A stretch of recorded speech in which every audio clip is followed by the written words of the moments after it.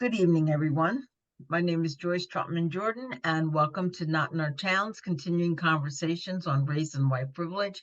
And we're going to open our program with our land acknowledgement. The land on which we are living is part of the ancient homeland and traditional territory of the Lenni Lenape people.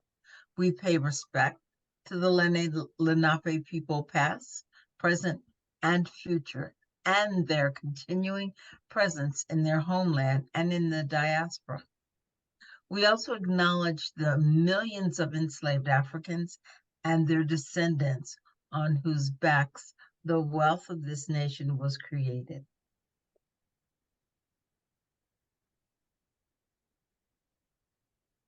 Not in Our Town, Princeton is a multiracial, multi-faith group of individuals who stand together for racial justice and inclusive communities. Our focus is to promote the equitable treatment of all and to uncover and confront white supremacy, the system that facilitates the preference, privilege, and power of white people at the expense of non-white people and pits racial and ethnic groups against each other by upholding hierarchies based on the proximity to whiteness. Our goal is to identify and expose the political, economical, and cultural systems which have enabled white supremacy to flourish and to create new structures and policies which will ensure equity and inclusion for all. In our commitment to uncovering the blight of white supremacy on our humanity, we take responsibility to address it and to eliminate it in all its forms through intentional actions, starting with ourselves and our community. Thank you.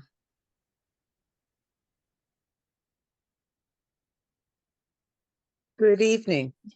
My name is Linda real quick? Oppenheim. Linda, I'm sorry. Can CRC have use your saying for the land acknowledgement?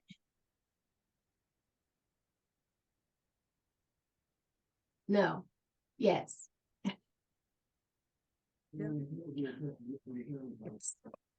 It's not copyrighted. It's probably developed off of something else. So,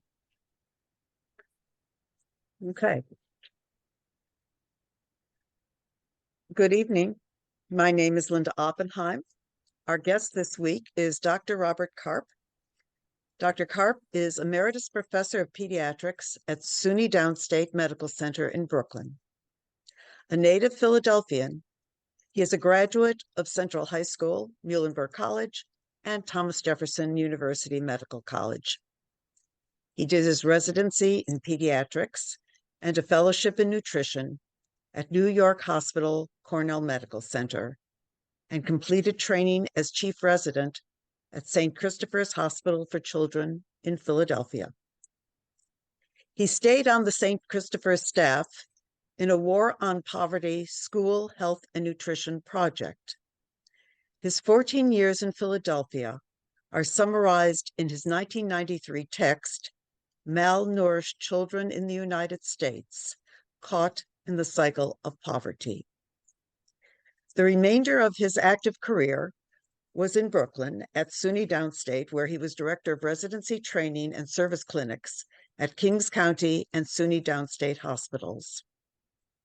Dr. Karp will be presenting this evening from his commentary, Redlining and Lead Poisoning, Causes and Consequences, that was recently published in the Journal of Healthcare for the Poor and Underserved. He has been a faithful attendee of continuing conversations since 2015. Full disclosure, Bob is my husband, so I can attest to his attendance. Take it away, Bob.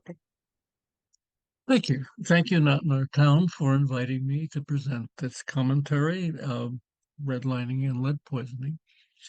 It began with a survey in Brooklyn that I saw when I was director of the lead poison prevention program at Kings County Hospital. It was by two New York City epidemiologists, Harold Jacob Zeiner and Harry Rabin, describing what they called the lead belt neighborhoods of New York, including North Brooklyn, And the ones in North Brooklyn were Crown Heights, Bedford, Stuyvesant, and Fort Greene. And these were the neighborhoods that sent many patients to our clinic. And here's what they observed. The majority of the cases occur in Puerto Rican and non-white. And here I'll interrupt. The emphasis on racial identification here is there was the kind of thought that went through the ether of the 1960s, through the cloud of thought, that somehow or another lead poisoning was not a toxicology problem, but a genetic problem, that Black people were more susceptible to lead poisoning, and that's why so many were affected and so many died. Not because of any genetic predetermined factors, but chiefly because the above ethnic groups live in areas where substandard housing prevail, that is, the poorer sections of Brooklyn and New York City. And they coined the phrase the lead belt. What will be presented is why Black and Puerto Rican ancestry children lived in that area and what were the consequences. The cross-hatched and dotted neighborhood represented here had at least 42 children who were poisoned in the first 9 months of 1961. These children had lead levels above 60 micrograms per deciliter. And for those not familiar with the nature of lead poisoning, a microgram is about, well, there are 5,000 micrograms in a teaspoon, and a deciliter is about 3 ounces. So 60 micrograms per deciliter in the blood. That lead level will cause brain inflammation called encephalopathy. Children will become confused, giving appearance of dementia. They will have convulsions and deaths. In fact, there were 14 deaths of children, all Black and Puerto Rican, in New York City in the first 9 months of 1962. And of course, what they showed, well, jumping forward 25 years or so, in 2019, when redlining maps of the Federal Housing Authority, that's FHA, were published, I realized that these were the same neighborhoods: Crown Heights, Bedford, Stuyvesant, and Fort Greene, that Jacob Steiner and Rabin had labeled as lead belt neighborhoods, and my commentary followed. My first thought was that redlining caused lead poisoning, but that was an oversimplification.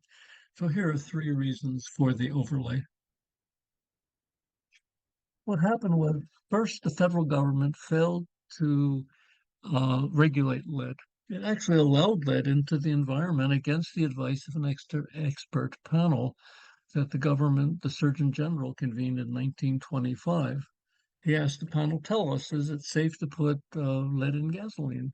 And the panel came back with a recommendation: no, it is not safe to put lead in gasoline.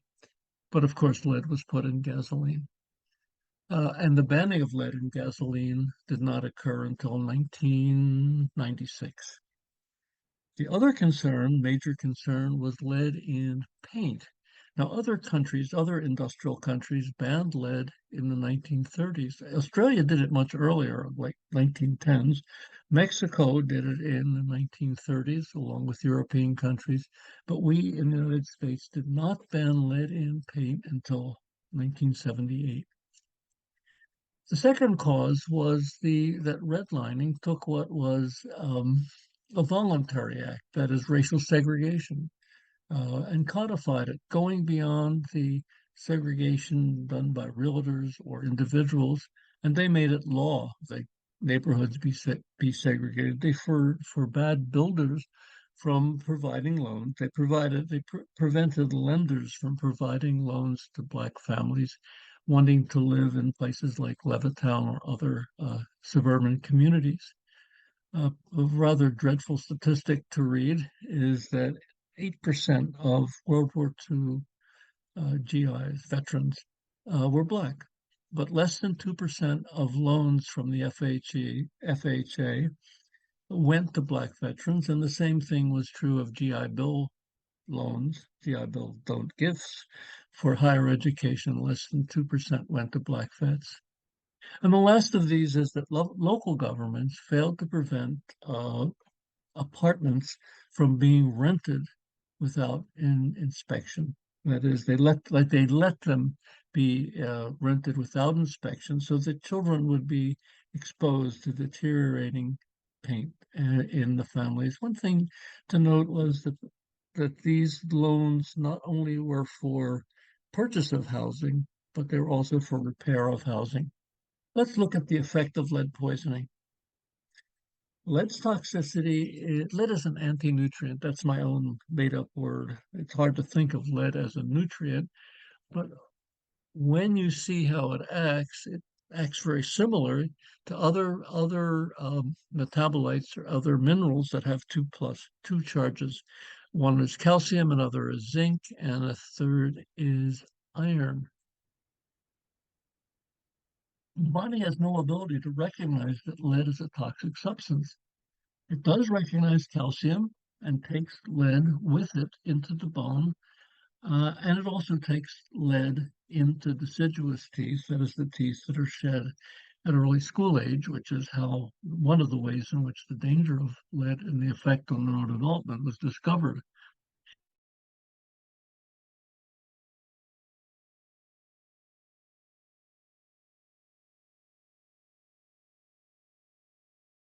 Is a child does not have lead in their circulation, then it's eliminated. It goes into the bone, and when it's in the bone, it stays there and comes out over the course of time, over the course of years. The second place is in the kidney and affects kidney function. It also affects blood pressure, and so adults who are lead poisoned as children have deteriorating deteriorating kidney function and have kidney failure, hypertension, and stroke. And all this is much more common in African American adults, and it is associated with lead poisoning. The third concern is for iron.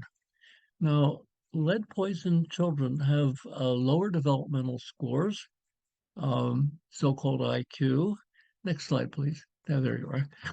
They have lower developmental scores, so-called IQ, and they have attention deficit disorder and learning disabilities.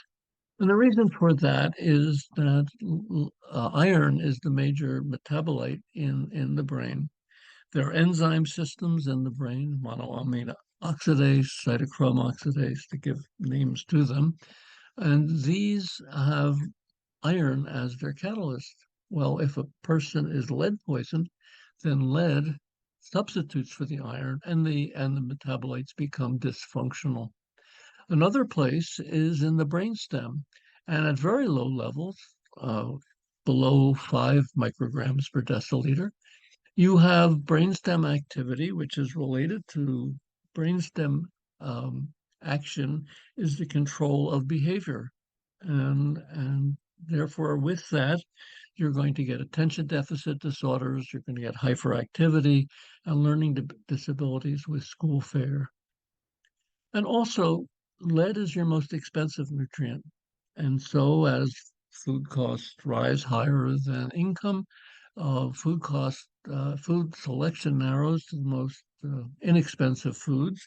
These are often nutrient deficient, and children become iron deficient. Now you can see the combination of iron deficiency and lead toxicity. Lead availability is disastrous, because then you have not only the lead poisoning, but you have a selective absorption of lead as if it were iron. And the consequences of this is that children fail. They fail, they have inadequate job and also academic training. Their behavior is aberrant. They're less likely to graduate school, and they have increased likelihood for incarceration. Now here I'll switch back from Brooklyn to Philadelphia. My own experience with lead poisoning and with the school failure was in my first work with the School Health and Nutrition Project as a part of Head Start. We had 6 schools in North Central Philadelphia. 80% of the children lived in families with incomes below the poverty level, extremely poor inner city community. And yet, the Head Start program was enormously effective. Using the 80% here is that 80% of these children came to school ready to learn. They had reading and math levels at national average. They finished school, they got jobs, they paid taxes, and they stayed out of jail. The reason for my concern as the pediatrician was for the other 20%, the ones who failed. And there were three reasons. The first two were malnutrition. That is protein energy malnutrition, insufficient nutritious food, and they were growth retarded. And the second was the iron deficiency I've just mentioned. And the third was lead poisoning, a topic I picked up on in my Brooklyn experience.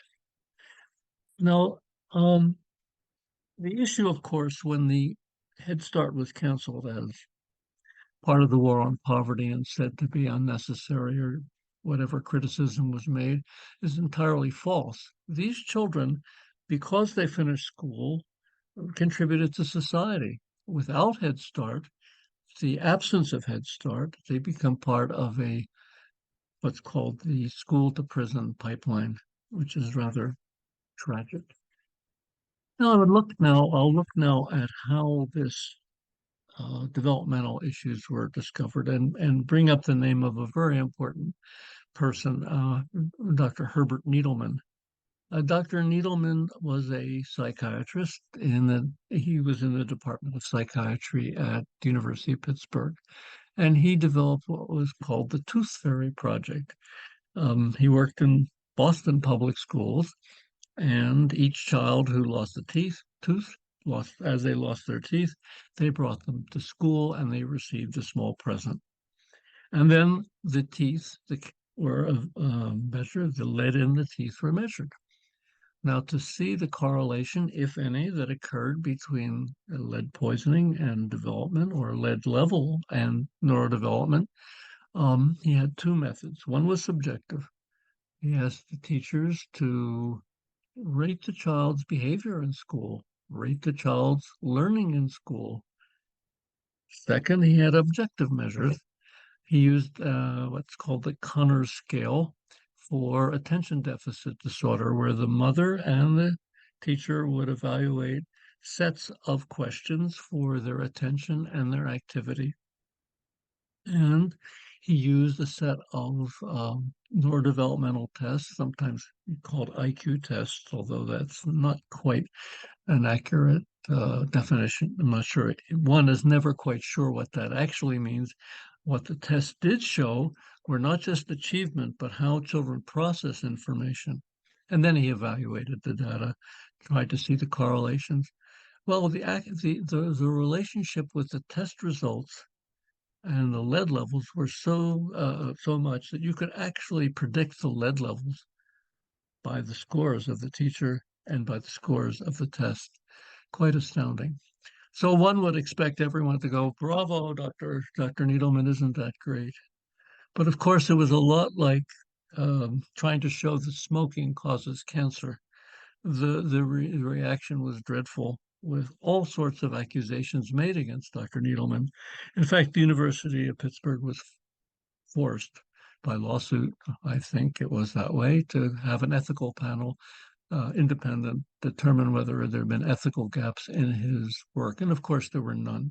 His work was quite good. There were criticisms, legitimate criticism, I'm sure. Just think of the fact that some people who smoke don't get lung cancer, and some people who don't smoke do get lung cancer, and some children with lead levels that are high. There are children who don't have lead, some children with school failure don't have lead poisoning, and some children with lead poisoning don't have school failure.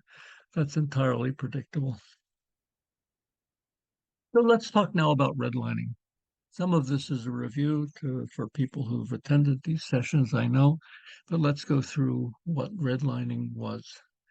In processing the FHA's low down payment, low mortgage, interest rate mortgages, neighborhoods were ranked on color-coded maps that were distributed to lenders. And the colors ranged from green for best and blue for still good, yellow for declining, and red for hazardous. And loans could not be offered in hazardous redlined red areas. There were two criteria for creating the colors on the map. The first seems sensible, the condition of the housing stock. And the second was the racial composition of the neighborhoods. And here's a directive from the FHA. If a neighborhood is to retain stability, it is necessary that properties shall continue to be occupied by the same race and social class. Okay. These lead belt neighborhoods arose in part because of the restriction by race on affordable housing provided by the FHA. And here's what Richard Rothstein, the author of Color of Law, a book I recommend everyone, a neighborhood earned a red color if an African-American family lived there, even if it was a solid middle-class neighborhood of single homes of single families. Black person could not live in a green, blue, or yellow-coated area. They had to live in the red. And as before, not only couldn't they get loans, but they couldn't get loans. They couldn't get loans to purchase. They couldn't get loans to repair. That meant there was a concentration of people living housing that was, by definition, deteriorating, exposing children to lead poisoning. The observation takes us back to Jacob Zeiner and Rabin. These children, quote, live in areas where substandard housing prevails. Also, there was a high degree of traffic going through these neighborhoods, exposing children to lead directly, lead containing gasoline fumes. And there was secondary poisoning from the sprinkling of lead deposits in the soil. Many of us have traveled up Route 91 and gone through Hartford and crossed Route 84. The lead level concentrations in the soil are directly proportional to how close they were to that intersection. And in fact, there was a study from Martha Lee Powell of University of Connecticut Medical School, who showed that even when there was no lead in the house, families living near that intersection were lead poisoned. Let's look at the consequences. This graph that you're looking at is from the paper.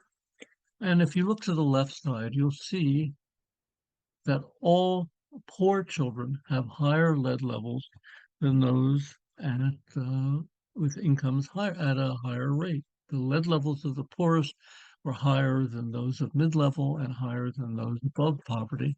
And at each income level, the Black children were more affected than the white.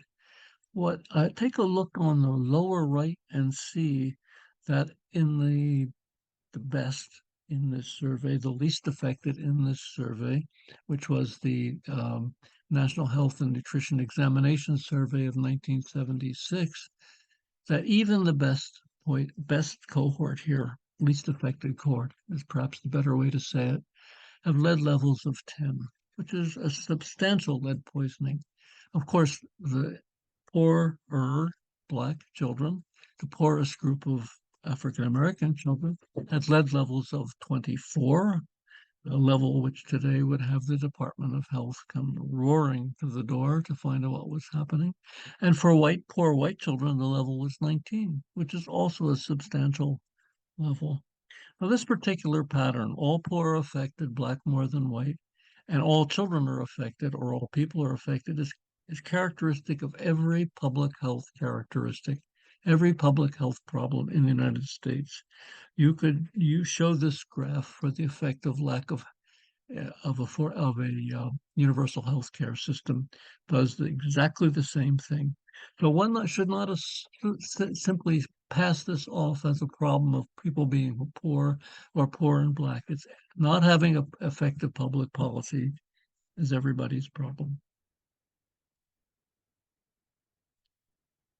Here's William Julius Wilson's comment as an introduction. William Julius Wilson, still alive, is among the most distinguished sociologists in the history of the United States, certainly from the late 19th to late 20th to early 21st century. And he wrote, from a historical perspective, it's hard to overstate the importance of racial structural factors and the enduring effect of slavery, Jim Crow segregation, public school segregation, legalized discrimination, residential segregation, and, with my emphasis added, the FHA's redlining of Black neighborhoods in the 1940s and 50s. So this lead poisoning experience by Black children ties in the social and economic consequences of racial segregation with the biological effect of lead poisoning. And what Wilson is describing is the social environmental effect. Now, many people have a comment that the association between lead poisoning and differences between Black and white children in school performance and measured IQ can be explained not through the bogus genetic phenomenon that is so often used from a eugenic concept of differences in Black and white, but simply by lead poisoning. The data have never been sufficient to claim cause and effect as lead poisoning alone. But when you add the biologic effect with the social determinant effects, you do get a model which is worth noting. And there's a point here also that's important that is not mentioned in terms of the education. If a school, in the context of, say, what happened with Head Start, has 4 of 20 children who aren't learning as well as they should, the teacher can intervene, the school can intervene, the support team can intervene, and you can have effective learning for those 4 or 5 out of 20. But when you fail to have children prepared for school and you have them lead poisoned, what you have are 16 of 20 who are not prepared. And that becomes an unbearable burden. So let's look at a composite measure. Now, this is not a simply poverty and not simply lead poisoning and not simply racial biases. It's a cluster of poverty intertwining with racial biases. These affect public policy. They affect redlining. The public policies allowed lead in gasoline and paint and allowed exposure of children to lead, which meant that all children were lead poisoned, and poor white and all Black children have greater exposure and worse poisoning. And the redlining caused economic and social and nutritional consequences. And so you put these together, the combination of lead poisoning and the economic, social, nutritional consequences, you have neurodevelopmental consequences. And of course, these lead to transgenerational effects. So I'd like to summarize.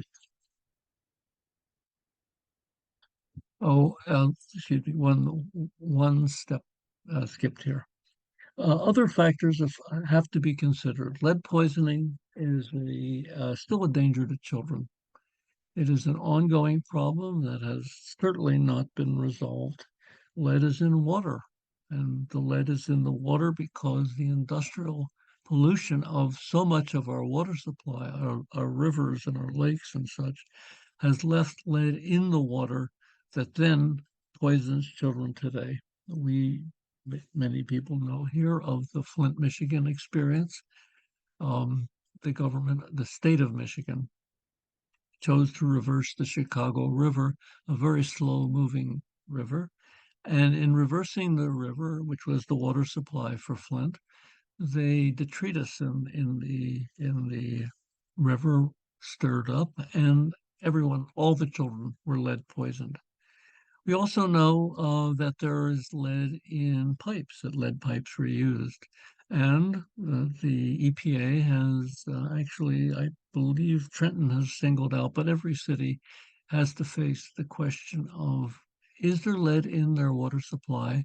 And are there lead pipes that are supplying houses. And this is an important concept, important concern. So let me now, I'll reach my conclusion. Addressing the needs of the most affected children require attention to policies affecting all children. There are no shortcuts or substitute for a well-conceived and consistently applied public health policy, said Dr. Needleman.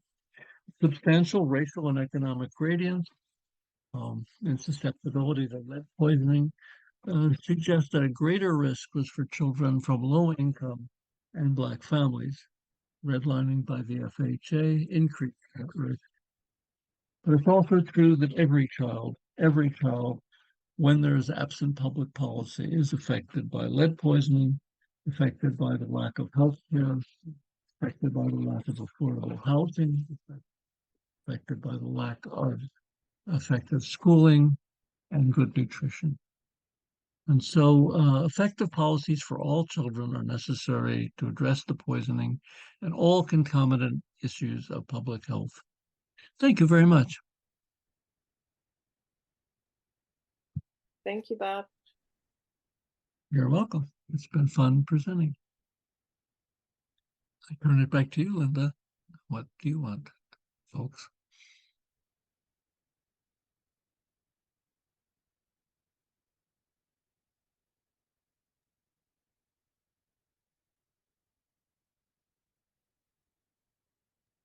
Linda, you're muted. Okay, we're going to go to our breakout rooms now. Before we do that, I'd like to review the questions for tonight's discussion. How have the housing choices of your family been affected by redlining? How were your risks for lead poisoning affected by the neighborhood in which you lived? How has the trajectory of your working life been affected by school segregation? And finally, what is your response to someone who asks, how do you explain how some famous Black person has done so well in life after growing up in a racially segregated neighborhood? Oops, sorry. Our community guidelines are listen to each other respectfully so that each person has an opportunity to be heard. Take space, make space. People are encouraged to overcome their reluctance to talk. Take care not to dominate the conversation. Allow everyone to have equal airtime. Be careful not to interrupt when someone else is speaking. Please agree to respect one another's privacy by keeping this discussion and people's names and identities confidential. We ask that you embrace the concept, whatever is said or shared in this room stays in this room. Please speak from your own personal experience to avoid making generalizations. White people may feel uncomfortable when a person of color shares a hard truth. They should also understand that sharing these truths can be painful or even traumatic for the person of color. While we commit to centering these conversations through the lens of race, participants may experience these conversations through a variety of lenses.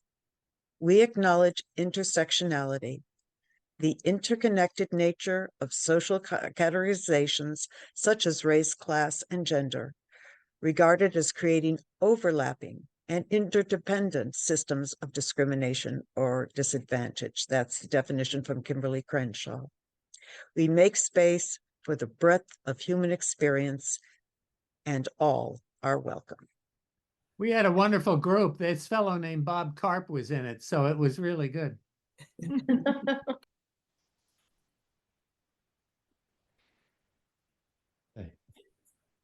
Yeah.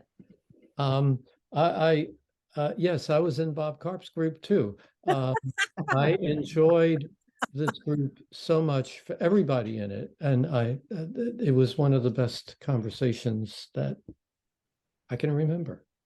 Thank you, everyone. if everything went according to plan, some of the folks in those breakout rooms jotted down a few notes so that we can all benefit from, because everybody's group was amazing, I'm sure. It's a very reliable component of these programs. So if you had someone in your group who jotted down a few notes, we'd love to hear it. One quick specific thing about our group was that we talked about the importance of kids, especially growing up, but really anyone, to be heard, to be seen, and that the relationship between that and the difference it might make to the fourth question. How did they do it? How did they overcome such odds against them? To be heard and to be seen by someone.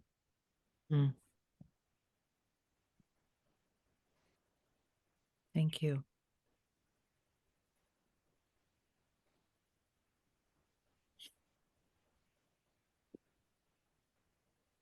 Well, we had some good conversations in our group as well. And one thing that struck me was that one of our group members was saying that she had to choose between being in a district that's considered a good district and being in a town where she would be comfortable with other people of color and, you know, feel at ease with her family growing up. And that, you know, she had to make that choice, which is unfortunate. And we also talked about college applications and how that whole process, how people have tried to sort of weigh the whole college application thing with affirmative action being basically gone. And yeah, we had some interesting conversations. I don't know if anyone else from my group wants to add anything.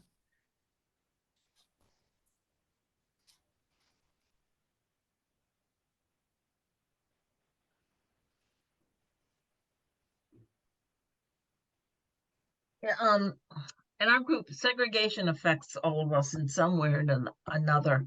One of the group members remembers having gone down south and asking to the state of Georgia, asking his grandfather, well, how come there are no Black people in the park area that they were in? And the grandfather said, because they have their own. So thinking about that and realizing that segregation, lead poisoning, or nutrition, that is how a lot of us, myself included, had to kind of grow up with all of the lack of resources and sometimes awareness. If it hadn't been for, my mom and my dad supporting us as young people, I definitely know I wouldn't be here today. So, and then all of my other angels that helped me along the way. So thank you.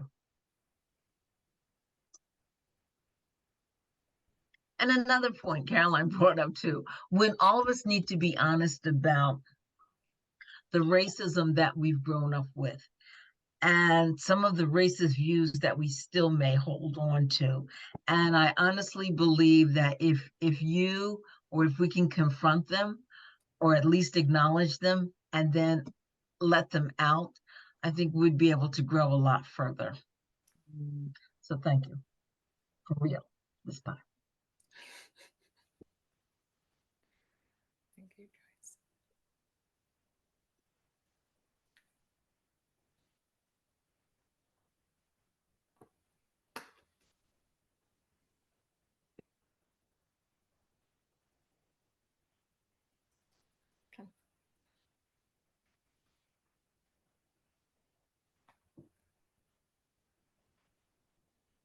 Last chance.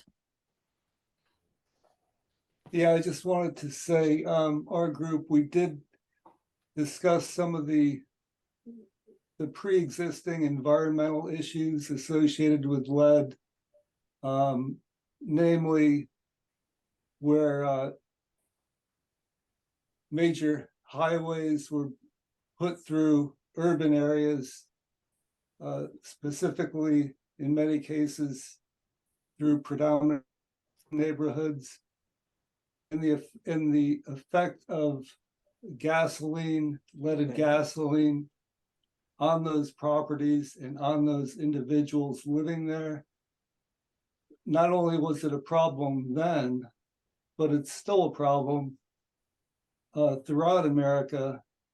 The nation's highways and lead levels associated with soils adjoining those highways.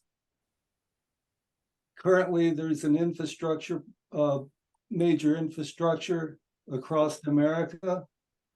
We didn't get into this in detail, but I'll just say it now.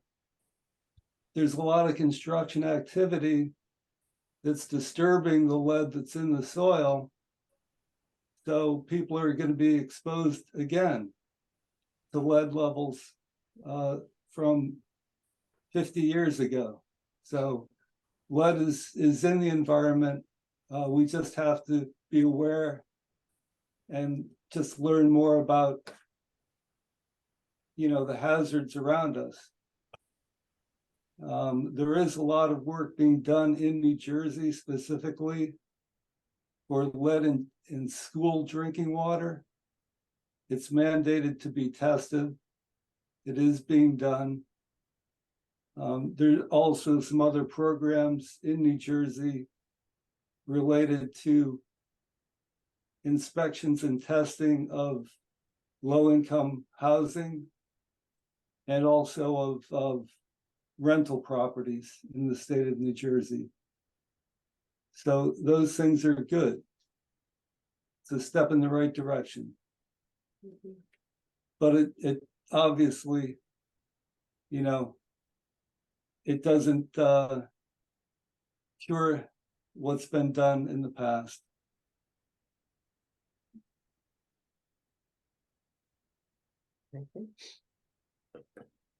Thank you.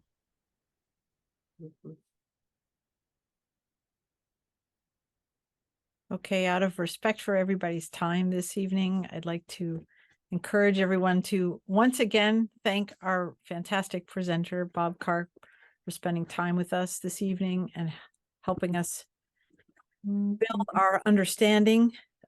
Next month, our continuing conversation, unusually for us, will be taking place on the second Monday, because the first Monday is the first and a holiday. So on the second Monday, which is the 8th, we will be joined by Dr. Edmond, who is here with us this evening, Natalie Edmond, who is a licensed clinical psychologist, as well as being a Not in Our Town Princeton board member.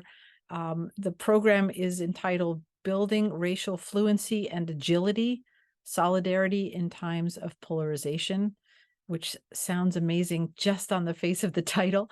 In a time of polarization on many topics, we'll revisit the fundamentals of anti-racism that center anti-Blackness across all social justice movements. We are going to be inviting everyone to diversify how we talk about race based on our goals in the moment and where people may be in their own anti-racism journey. Strategies for calling people in and forward rather than people calling out will be explored as we center being relational as we work towards collective liberation.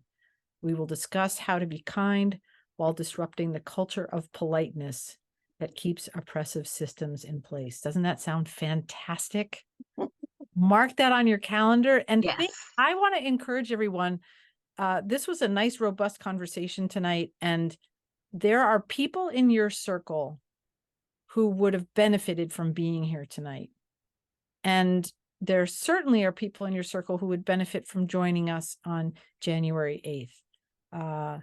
We joke a little bit about preaching to the choir here. If you come a few minutes early, you'll hear a lot of people saying hello to people that they know from these gatherings. And we love having that spirit of connection. But we also want to encourage everyone to push a little beyond the familiar, the known, the comfortable. And if you've got a friend who you think this might be a valuable experience and you're resisting inviting them, lean into that a little bit and think, well, why am I not? What's preventing me? We need more shoulders at the wheel. So please think about expanding this group. And once again, thank you so much to the Princeton Public Library for their continuing partnership. We really couldn't do it without them. Thanks very much, everybody. Mhm.